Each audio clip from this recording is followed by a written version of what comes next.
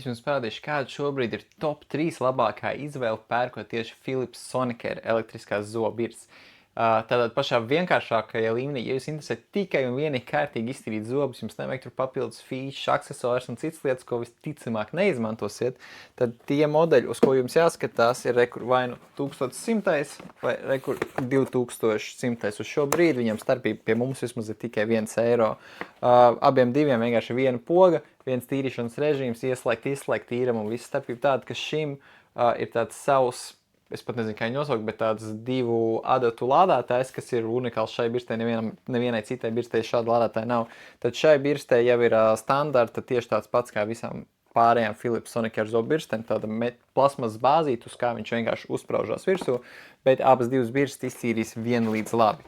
Savukārt, ja jūs gribat jau kaut ko krūtāku, tad uz šo brīdi, šis te variants droši vien ir vislabākais cenā salīdzinot ar performanci.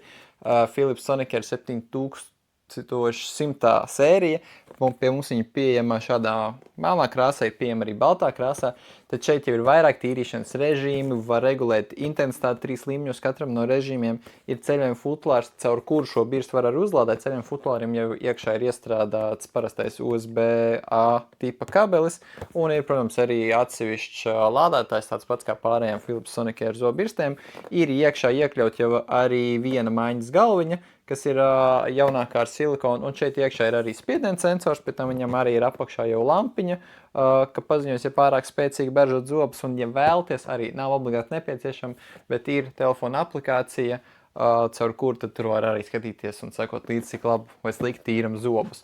Taču, ja jums interesē vislabākais, kas vien ir pieejams uz šo brīdi, tad rekur variants šis te lielā kaste Diamond Cleans, iztīrīs viņu zobus tieši tikpat labi kā divi iepriekšējie modeļi. Tas, kas šeit ir savādāks, ir dizains.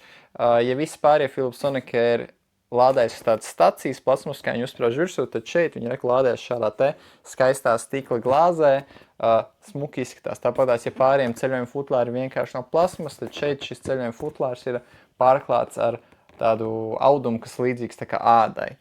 Un arī tur ir iekšā iestrādāts USB-A tipa kabelis, lai šo zobu birsti varētu uzlādēt. Un pie mums šis te konkrētais modelis maksā 194 eiro šobrīd.